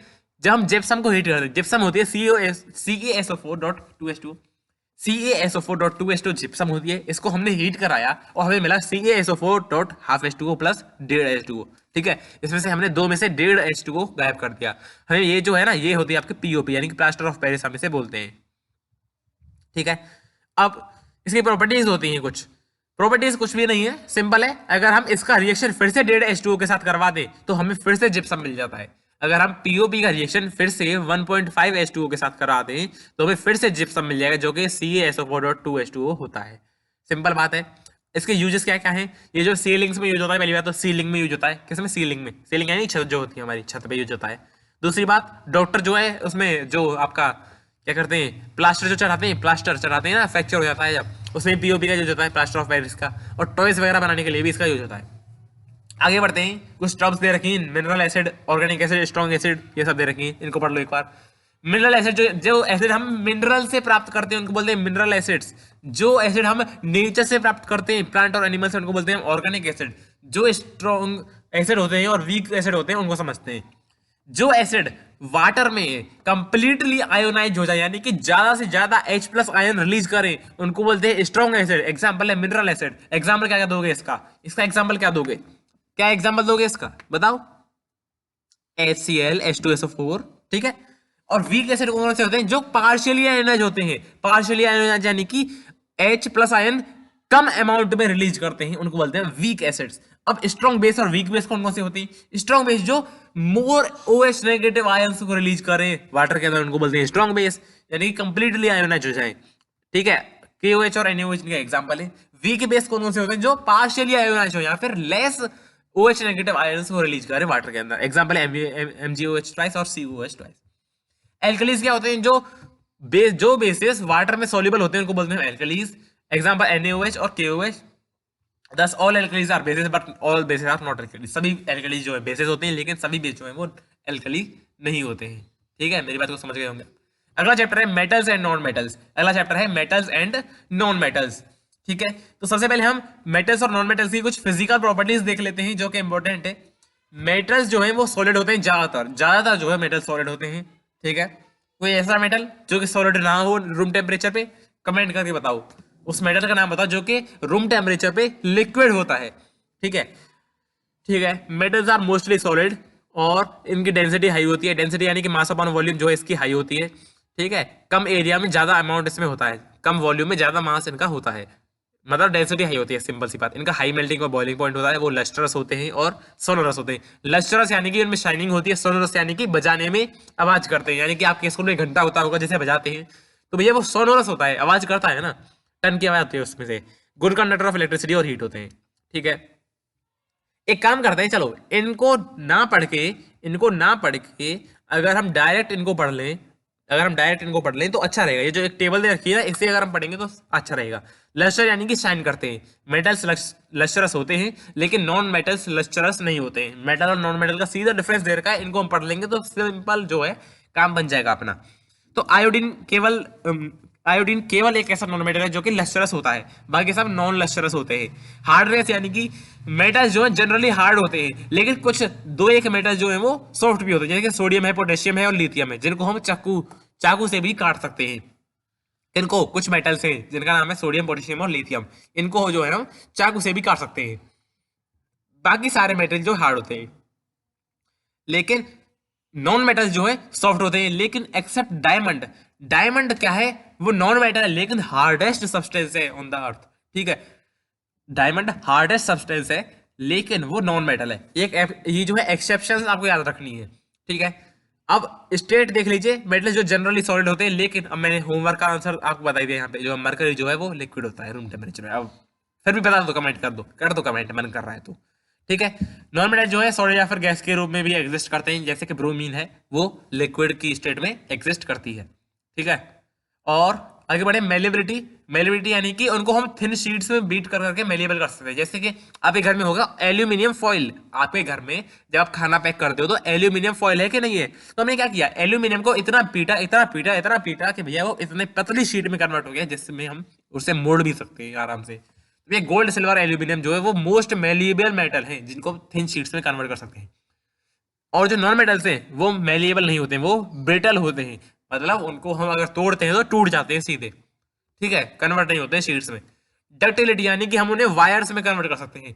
जब मेटल के होते हैं ना वायर, कॉपर का हो गया वायर, ठीक है, एल्यूमिनियम का वायर हो गया, तो भैया ये जो है डक्टाइल होते हैं, और ये जो है डक्टाइल नहीं होता है। प्लास्टिक का वायर देखा है कभी कि प्लास्टिक में से करंट पास हो रहा है और वायर बना दिया उसका, नहीं। Conductor of heat and electricity होते हैं, ठीक है। और सॉरी मेटल जो है कंडक्टर होते हैं हीट और इलेक्ट्रिसिटी के, लेकिन नॉन मेटल्स नहीं होते हैं एक्सेप्ट ग्रेफाइट। ग्रेफाइट क्या होता है, जो आपकी पेंसिल होती है ना, पेंसिल, उसकी जो लीड होती है, पेंसिल की लीड जो होती है वो जो है ग्रेफाइट से बनी हुई होती है, उसमें से जो है करंट पास हो जाता है, ठीक है। आगे बढ़ते हैं, अरे यार, हाँ ठीक है। सोलोरस बता दी, अच्छा डेंसिटी बता दी। डेंसिटी देखो भाई, मेटल्स की जो है हाई डेंसिटी होती है, लेकिन high density high melting point होता है, एक्सेप्शन है सोडियम और पोटेशियम। और जो नॉन मेटल्स होते हैं उनकी डेंसिटी लो होती है और लो मेल्टिंग पॉइंट होता है, जल्दी पिघल जाते हैं। सोनोरस यानी कि आवाज करते हैं, घंटा बजाते हैं तो आवाज आती है, ठीक है। और नॉन मेटल्स नॉन सोनोरस होते हैं, यानी कि एक काम करो जल्दी से, एक प्लास्टिक का घंटा बना दो, स्कूल में लटका दो प्लास्टिक वाला घंटा, जो बेल होती है, ठीक है। फिर बोलना भैया ऐसे बजाया करो अब, तो भैया वो नहीं बाजेगा इतनी जोर से, ठीक है, अभी क्लास तक आवाज ही नहीं पहुंचेगी उसकी। ऑक्साइड देख लो एक बार, मेटलिक ऑक्साइड जो है बेसिक होती है, और नॉन मेटलिक ऑक्साइड एसिडिक होती है नेचर में जैसे कि आपकी आगे बढ़ेंगे, चलो इनको ऑक्साइड्स को। अब समझते हैं केमिकल प्रॉपर्टीज। अब तक पढ़ी थी हमने physical properties of metals and non metals, अब समझते हैं chemical properties of metals and non metals. Metals जब एयर के साथ रिएक्शन कराते हैं, यानी कि जब मेटल्स ऑक्सीजन के साथ रिएक्ट करते हैं तो मेटल ऑक्साइड बनती है, यानी मेटल ऑक्साइड जो कि नेचर में बेसिक होती है, मेटल ऑक्साइड नेचर में बेसिक होती है, ठीक है। तो 2Cu + O2 gives 2Cu, copper second oxide. अब इस सेकंड का मतलब क्या है, मतलब कॉपर की वैलेंसी 2 है, कॉपर सेकंड ऑक्साइड का मतलब है कॉपर की वैलेंसी 2 है, ऑक्सीजन की भी 2 है ही, तो ये हो गया CuO, सिंपल सी बात है। तो ये कॉपर ऑक्साइड जो है ब्लैक इन कलर होती है, कॉपर ऑक्साइड का कलर जो है वो ब्लैक होता है, ठीक है। तो ये जो कॉपर ऑक्साइड है इसका नेचर क्या होगा, बेसिक होगा, क्यों, क्योंकि मेटल ऑक्साइड बेसिक होती है। 4Al + 3O2 गिव्स 2Al2O3, यानी कि एल्यूमिनियम ऑक्साइड ये बनाता है। अब ये है यहाँ पे 2Mg + O2 गिव्स 2Mg, ये भी मैग्नीशियम ऑक्साइड है, इसका भी नेचर बेसिक हो जाएगा। अब डिफरेंट मेटल्स की डिफरेंट रिएक्टिविटी होती है, ठीक है। सोडियम और पोटेशियम की बहुत ज्यादा होती है रिएक्टिविटी, ठीक है। अगर आप उन्हें खुले में रख दोगे तो भैया वो ऑक्सीजन के साथ रिएक्ट करेंगे और सीधा आग लगा देंगे, आग लगा दी, आग लगा दी, आग लगा दी। लेकिन इसलिए हम उन्हें बचाने के लिए हम उन्हें केरोसिन में पुट करके रखते हैं, किसको, सोडियम और पोटेशियम को। ठीक है।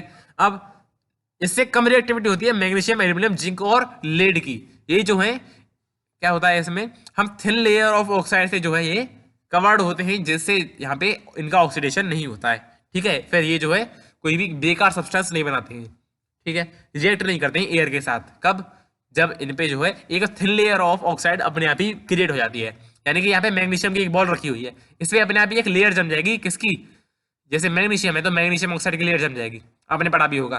ठीक है। मैग्नीशियम रिवर में से हम मैग्नीशियम ऑक्साइड की लेयर को हटाते हैं, सैंड पेपर से रब करते हैं, करते कि नहीं करते, तो वो जो है फर्दर ऑक्सीडेशन उसमें नहीं होता है उसकी वजह से। ठीक है।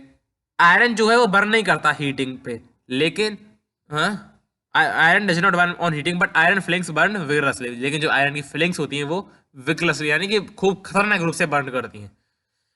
Copper does not burn with but it is coated with black copper second oxide, यानी कि एक मिनट यार, पेन ले लूँ। ठीक है। कॉपर जो है वो बर्न तो नहीं करता है, लेकिन जब आप कॉपर में आग लगाओगे, ऑक्सीजन के साथ रिएक्शन कराओगे तो कॉपर ऑक्साइड बन जाएगी।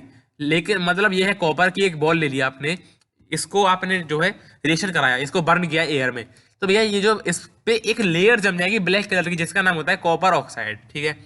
एयू और AG do not react with oxygen.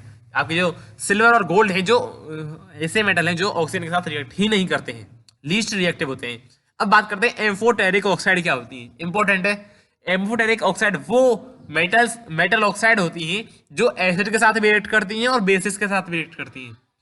मेरी बात को समझो, मैंने आपको क्या बताया था कि भैया जो मेटल ऑक्साइड होती हैं वो बेसिक इन नेचर होती हैं, लेकिन एम्फोटेरिक ऑक्साइड ऐसी ऑक्साइड है जो बेसिक नेचर भी शो करती हैं और एसिडिक नेचर भी शो करती हैं, जो एसिड और बेस दोनों के साथ रिएक्ट कर सकती हैं आराम से सॉल्ट वाटर बनाने के लिए। इनको हम बोलते हैं एम्फोटेरिक ऑक्साइड। एग्जाम्पल है Al2O3। ये जब रिएक्ट करेगी 6HCl के साथ तो AlCl3 बनाएगी और 3H2O बनाएगी। एक और एम्फोटेरिक ऑक्साइड होती है जो कि आपको कमेंट में बताना है कि दूसरी एम्फोटेरिक ऑक्साइड कौन सी है। ठीक है। एक और इक्वेशन दे रखी है आपको, इसको पढ़ लेना। अब पढ़ना है कि जब मेटल्स वाटर के साथ रिएक्ट करते हैं तो क्या बनाते हैं, जब मेटल्स वाटर के साथ रिएक्ट करते हैं तो क्या बनता है। तो भैया जब मेटल और वाटर मिलेंगे तो मेटल ऑक्साइड और हाइड्रोजन बनेगा, सिंपल सी बात है। फिर मेटल ऑक्साइड को जब हम वाटर से मिला देंगे तो मेटल हाइड्रोक्साइड बन जाएगा। कैसे बनता है वो समझते हैं, एक एग्जाम्पल से समझते हैं। भैया मेटल है मेरे पास मैग्नीशियम, उसको मैंने वाटर के साथ रिएक्ट कराया तो मिल गया मुझे मैग्नीशियम ऑक्साइड और वाटर, सॉरी मैग्नीशियम ऑक्साइड और 2H2 मिल गई, हाइड्रोजन गैस मिल गई। उसके बाद ये जो मैग्नीशियम ऑक्साइड है इसका रिएक्शन मैंने फिर से वाटर के साथ कराया तो मुझे मिल गया मैग्नीशियम हाइड्रोक्साइड। ठीक है। आगे बढ़े, reaction of metals with solutions of other metals. जब हम एक मेटल का रिएक्शन दूसरे मेटल के साथ सॉल्यूशन के साथ कराते हैं तो क्या होता है, यानी कि यहाँ पे सीधा मतलब है कि डिस्प्लेसमेंट रिएक्शन होता है। क्या होता है यहाँ पे, डिस्प्लेसमेंट, यानी कि एक मेटल है, इसका रिएक्शन कराया हमने दूसरे मेटल के सॉल्यूशन के साथ, तो क्या होगा, ये जो या तो इसे डिस्प्लेस कर देगा या फिर ना ही डिस्प्लेस कर पाएगा। यहाँ पे एक रिएक्टिविटी सीरीज दे रखी है जो आपको रटनी है। मैंने आपको जब पहला चैप्टर पढ़ा था अभी थोड़ी देर पहले, आपको पहला चैप्टर पढ़ा रहा था केमिकल रिएक्शन एंड इक्वेशन, उसमें मैंने कहा था रिएक्टिविटी सीरीज को जरूर याद कर लेना, अब याद कर लो। ठीक है। यहाँ पे देख सकते हो जो यहाँ पे Fe है यानी कि आयरन है वो कॉपर से बहुत पहले आ रहा है, तो भैया Fe जो है वो कॉपर से ज्यादा रिएक्टिव है। जब ज्यादा रिएक्टिव है, इसके पास ज्यादा पैसे हैं कॉपर से, तो इस कॉपर को यहाँ से उड़ा देगा और अपनी जगह बना लेगा यहाँ पे। ठीक है। तो मेरी बात को समझ गए, यहाँ पे डिस्प्लेसमेंट रिएक्शन हो जाता है। अगर यहाँ पे लेस रिएक्टिव होता तो यहाँ पे कुछ भी चेंजेस नहीं होते। ये होती है भाई रिएक्टिविटी सीरीज। ठीक है। अब metal react with dilute acid to form salt and hydrogen gas, वो मैंने आपको बता दिया था। जो हमारा क्या था अपना एसिड बेसिस एंड सॉल्ट वाला चैप्टर था, उसके अंदर मैंने आपको बता दिया था कि भैया मेटल प्लस एसिड बनाता है सॉल्ट प्लस हाइड्रोजन गैस। इस चीज को दोबारा पढ़ाने का कोई भी मेरा मतलब नहीं है।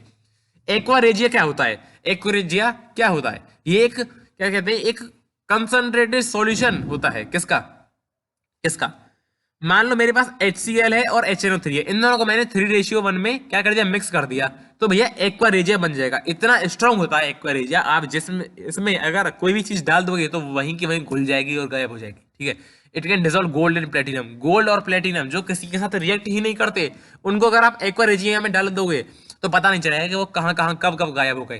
ठीक है। गोल्ड और प्लेटिनम तक को भी ये खा जाती है।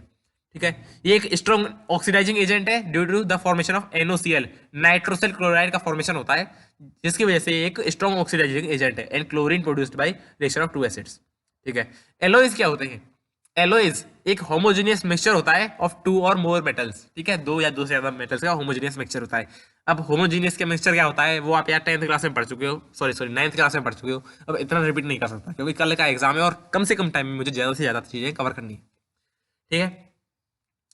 तो एलॉय जो है वो नॉन मेटल भी हो सकता है, दो या दो से ज्यादा मेटल से मिलकर बना हुआ होता है एलॉय, जो कि एक नॉन मेटल भी हो सकता है, ठीक है। ब्रास जो है वो एलॉय होता है कॉपर का और जिंक का, ठीक है, ठीक है। When a metal is alloyed with mercury it is called amalgam. ये इंपॉर्टेंट नहीं है, ये बिल्कुल भी इंपॉर्टेंट नहीं है जो लाइन लिखी हुई है कि जब आप मरकरी का कोई भी एलॉय बनाते हो तो उसे हम बोलते हैं अमलगम, पता नहीं क्या है, ठीक है, ये इंपॉर्टेंट नहीं है। आगे बढ़ते हैं, metals in reactive stage if placed above hydrogen can displace hydrogen from dilute acid HCl and H2SO4।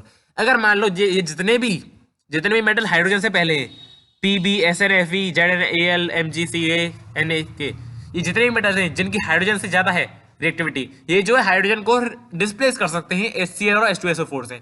Simple है, जब रिएक्टिविटी ज्यादा है तो डिस्प्लेस कर देंगे। तो भैया आप समझते हैं आयनिक कंपाउंड के बारे में। तो आयनिक कंपाउंड क्या होता है? एक ऐसा कंपाउंड जो कि ट्रांसफर ऑफ इलेक्ट्रॉन्स की वजह से बना हुआ हो, कोई भी ऐसा कंपाउंड जिसका formation due to transfer of electrons होता है। यानी कि मान लो एक सोडियम है मेरे पास, सोडियम है, इसका बताना एटॉमिक नंबर कितना होता है, 11 होता है।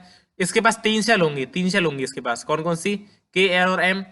अरे थोड़ा सा सुंदर डायग्राम बनाते हैं, पहला काम सुंदर डायग्राम, ठीक है। तो सबसे पहले हम बनाते हैं Na और Cl को।